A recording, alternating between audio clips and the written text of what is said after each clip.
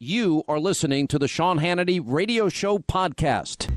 All right, when we come back, Sara Carter, Gregg, Jarrett will join us. Sara has some huge breaking news, text messages between Christopher Steele and Bruce Orr. And yeah, it's as bad as Peter Strzok text messages. We'll check in with a former agent for the DEA. While all these top-ranking officials are focused on politics, well, what happens to national security? We'll get into that issue. The connection now, the deep, deep connection, both before and after the election, of Bruce Orr and Christopher Steele. They had apparently 7 meetings or more together and exchanges together, which we're now beginning to get a handle on. We're just unpeeling the layers of the onion. And it gets worse every day. We'll also be joined by Derek Maltz. He's a former agent in charge of the Drug Enforcement Administration Special Operation Division.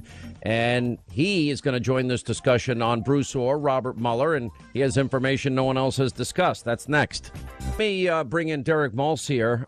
Derek, thank you for joining us. From my understanding, you have information that nobody's discussed, and I'm dying to hear what it is. Hey, Sean, how are you today? It's very nice to be on your show. I appreciate all your great reporting.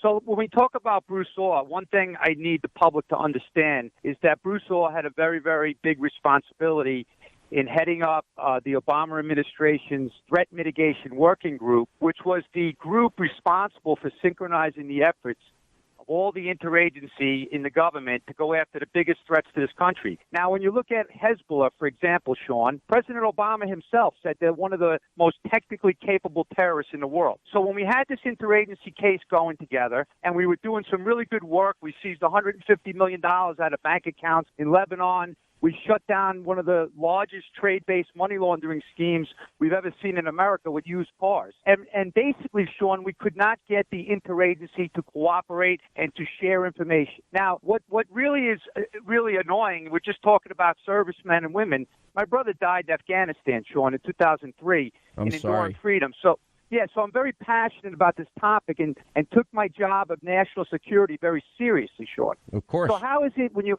have a Department of Justice high-level official not bringing the agencies together? We had 300 businesses in America, Sean, involved with this scheme, and we were only able to include 30 in the action in the Southern District of New York because we couldn't get the interagency to cooperate, which, by the way, was the most important function of the Obama Threat Mitigation Working. So when you talk about Bruce Orr, and now you look at the discrete emails and the operations that he was involved in, and meeting informants around the world and setting up secret meetings, all for the, with the agenda of taking out our president. I mean, it's really disturbing me because I look back and I didn't see any of this during the time. I couldn't understand why these cases weren't coming together if this was one of our biggest national security threats. And the Department of Justice really didn't help out too much. It's unbelievable, and it's all too predictable, and we see this happen all the time. I mean, the level of incompetence and corruption, I've never seen it at such high levels, and it's pretty much goes to the heart of what we've been talking about today. But, it's interesting to hear about Bruce Orr from Mr. Maltz because Bruce Orr is one of those guys who, wasn't supposed to be in this counterintelligence investigation. That's not his job. That's not his role. He insinuated himself into the case and saw himself as a conduit, an intermediary between Christopher Steele and the FBI and eventually the special counsel's office. When Orr testifies, he's got a lot to answer for, and I wouldn't be surprised if, armed with a lawyer, he invokes the Fifth. These are people that are supposed to be serving this nation. These are people that have been promised to be the silent professionals, to do their job, to aid the administration no matter who's in power. And they come out with lies. They come out with disinformation. They spread Russian lies. And then they leave these little drops of doubt in the American mind. Bring Derek Maltz back in this context here. We're seeing the highest levels of the FBI, the DOJ, in this particular case, John Brennan and the former director of national intelligence, Brennan, the CIA director.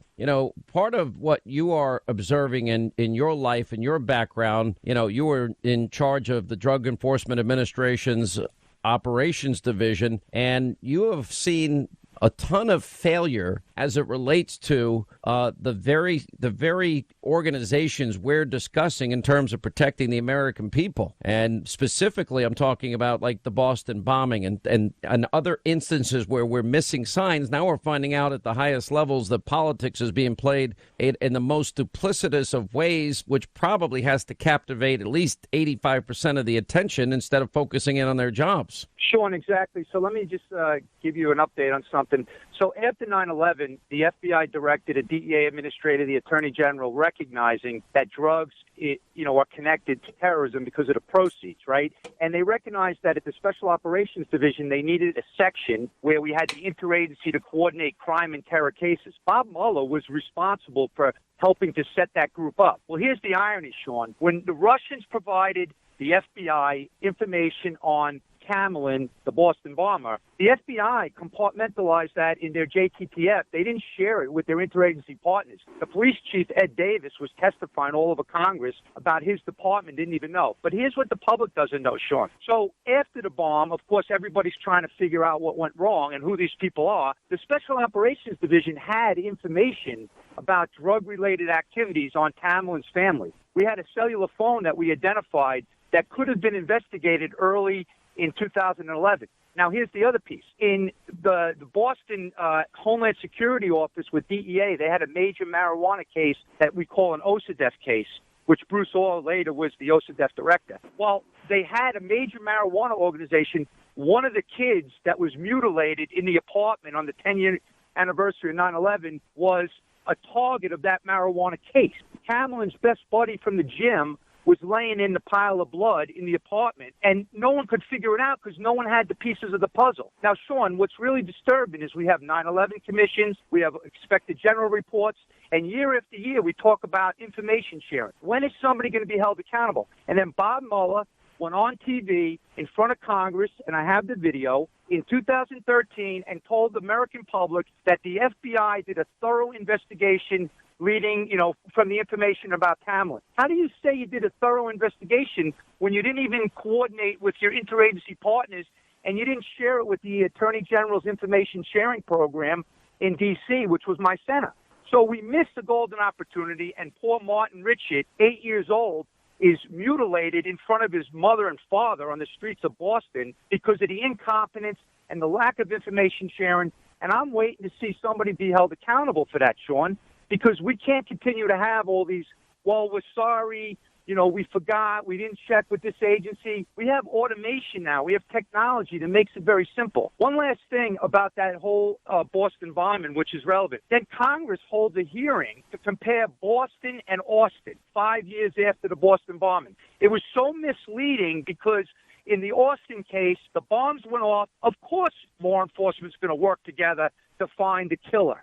But in the Boston case, they had 2 years before the bomb, and nobody was involved in the investigation except a compartmentalized group in the FBI. When is this madness going to stop, Sean? Let me bring Gregg in.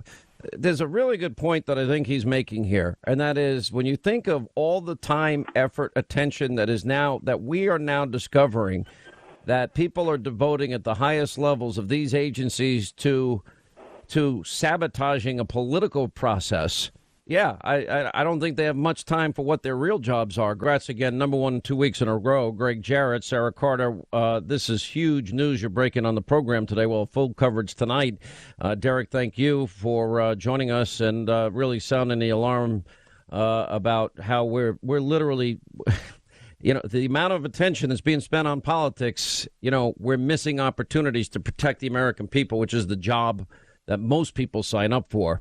800-941-SEAN is a toll-free telephone number. We'll have a lot more on this. Brennan losing his security clearance and much more tonight at 9 on Hannity. All right, that's going to wrap things up for today. Hannity tonight, 9 Eastern, Fox News, as Sara Carter breaking huge news. This could be a cascade, as we just reported. She has text messages between Christopher Steele and Bruce Orr that are quite damning. We'll explain the consequences of this.